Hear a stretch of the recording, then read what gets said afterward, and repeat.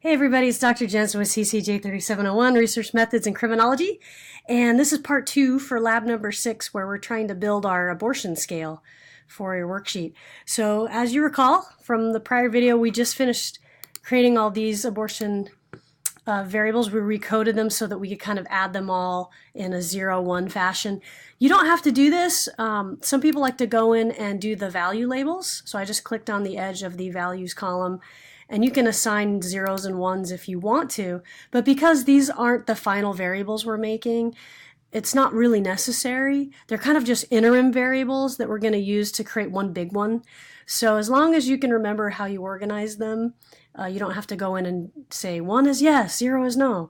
So again, just as long as you have your plan laid out, you'll be fine. But if you want to take the time to label them, you can. It's up to you. So again, we kind of went a little fast, but normally before we do recodes, we would run frequencies of all of them, check them to make sure they're all correct. So we can do that now. If we go to Analyze, Descriptive Statistics, and then Frequencies, let's go ahead and get the original variables. I'm going to flip this to the variable names by right-clicking. And then I'm going to put all those original variables in there. So all the ones without the W's on the end. So ab any, ab defect, ab health, ab no more, ab poor, ab rape, and ab single. I'm going to put all those in here. And then the other thing I'm going to do is I'm going to scroll all the way down to the bottom and go put all my recoded stuff, because my recoded stuff is all the newest variables that I made, and I'm going to put those in too. So we're going to stack this thing really high so we can kind of compare them all side by side. So click OK, and you're going to get a lot of output. So these are the original variables, and we can check, for example, the first one says abortion if woman wants for any reason. We have 550 yeses, 748 no's. If we scroll down to our recoded variable, we should still have 550 yeses and 748 no's, or you would have 550 ones and 748 zeros. So again, we could kind of check our variables, make sure they're correct. We shouldn't get any new yeses or new no's. They should be the same. We're just reorganizing them in a way that we can sum them together and just kind of get a scale a lot better that way. Okay, so next step is to now handle the other two abortion variables, and you can make decisions. This is kind of a researcher choice. If you were building your own scale, I'm going to scroll all the way back up to the top, and you really didn't want to do these extra two, you wouldn't have to. You could say, well, I already have a question about birth defects, and I already have a question about being poor. What am I getting if I add some other ones that are just worded differently? And is it actually kind of double counting? Well, in a way it is, but you get to make some decisions as to what you want to include or exclude. So this goes back to what do I mean by opinion on abortion? What kinds of circumstances do I want? You can put as many or as few items in there as you want to, but you need the recoding practice. So we're going to go ahead and recode these other two just to make sure you get really good at recoding. So we're going to go back to our plan. Now we have 2 items left that we're going to recode, and this is essentially what we're going to follow. The old value of 1, we're going to make a 0, meaning no, abortion is not okay, and then the values of 2, 3, and 4, we're going to make a 1, meaning yes, abortion's okay. You could actually keep some of this, if you wanted it to increase in acceptance of abortion. It's not wrong at all. You could say 0, 1, 2, 3 and kind of give more points to stronger feelings about it if you wanted to. So there's so many ways you could kind of weight your scale, if you will. If you wanted to give more points for certain responses over others, you could do that. You just have to make sure you're keeping track of how it all starts to sum up together. So again, just for simplicity, we're going to keep it as 0s and 1s, because we don't care how strong you feel about being pro-abortion. We just want to know if you're pro or anti, and that's fine for our purpose. But as a researcher, you could make different decisions. I'm just wanting you to know that. Okay, so let's do a mass recode again. I'm going to go a little faster this time, because you should get the hang of it by now. So transform, recode into different. Go ahead and flip the variable view if you need to.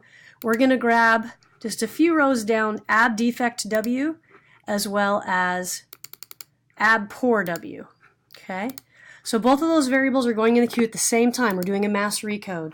So the first one, ab defect W, we'll go ahead and put ab defect W, recoded. Again, nothing super fancy, just so we know which one is the original, which one's the one we're changing, and hit change. Then we go to ab poor W. That's the one that asks about if the woman is poor, is it okay? And we're going to put a little underscore, ab poor recoded, and then we'll go ahead and paste it for the label. Just for convenience, we'll put change on that as well. If we go to old and new values, you may have some of the old stuff from the recode you just did. You'll want to go ahead and highlight those things and hit remove. I'm actually starting from a fresh screen, so I don't have that. But we're going to put new information in there. So a value of 1 is going to be, from our plan, a value of 0. So we're going to make the 1s a 0. Click add. And then this is where you can use range again. You can say all the values of 2 through 4 make a value of 1. So it covers 2s, 3s, and 4s. Then we have our missing data to worry about, which is 8s and 9s. And we're going to set that to missing in the new value. And then again, we're going to do our system or user missing, our blanks, also make those system missing. So when you're done, you should have a coding scheme that looks like this. Now you certainly could do 2 is 0, 3 is 0, 4 is 0 individually, but you can use a range, or excuse me, 2 is 1, 3 is 1, 4 is 1. You can do a range though too. It's the same thing.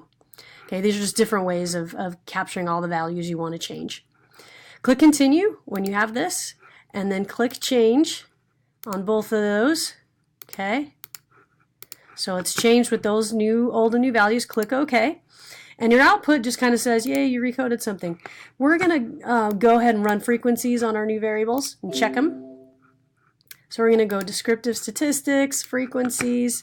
Now occasionally when you just recoded something, you can't see it in this variable view, so sometimes you have to hit reset. That also clears all the old stuff you did, so again, just little hints to make life easier. Now we see our two new variables we just did. We're going to pop them in the queue. And just to check them against the old ones, make sure we didn't do anything stupid, we're going to go ahead and grab those defect W and poor W original ones, just so we can see them side by side and check and make sure they're correct. Okay, so we have 300 zeros, 1,014 ones, and we have the same thing over here in the original. Okay, so again, our zeros are the always wrong, and the 1s, 2s, and 3s get combined into our 1s. Okay, so again, we can go back into the variable view and, label everything if we want to, where you can say, this is what a 1 is, this is what a 0 is. So, we just say none for now, but if you want to do this, you could do that if you want to. Because that's essentially what it is. Or you could say agree, disagree, or whatever, okay? You don't really need to do that. You can if you want. But we have all of our variables organized now, so we can apply the recode. So let's go back to our coding scheme. So now that we know that you won't get a point if you're anti, you will get a point if you're poor, or poor. You will get a point if you're pro. Now we want to sum all these variables together. So this is literally what we're going to do. We're going to add all these recoded variables together and get our scale. And this is going to help us answer the remaining questions on your worksheet. So we're going to go to transform, compute variable. Our target variable we're making is an abortion scale. So go ahead and type that in, use an underscore between the words. Then we're going to scroll down and find all our new variables, and you can flip it to the variable names. We're going to put them in one by one. Ab any recoded with a plus sign, ab defect recoded with a plus sign, ab health recoded plus sign, ab no more plus sign. And go ahead and put these in one by one until you have all 9 entered into this numeric expression. And you're done when you have the 9, including the 2 that were organized a little differently. Okay? So once you have this, again, if you make mistakes, you can always delete things and type over things and go back and change stuff. Click OK. And again, at the bottom of your syntax, all it really says is, yay, you recoded something, congrats. Okay? So down here it says compute abortion scale. You have to run a frequency of the scale to actually see it. Okay? So we're going to go back to the data view.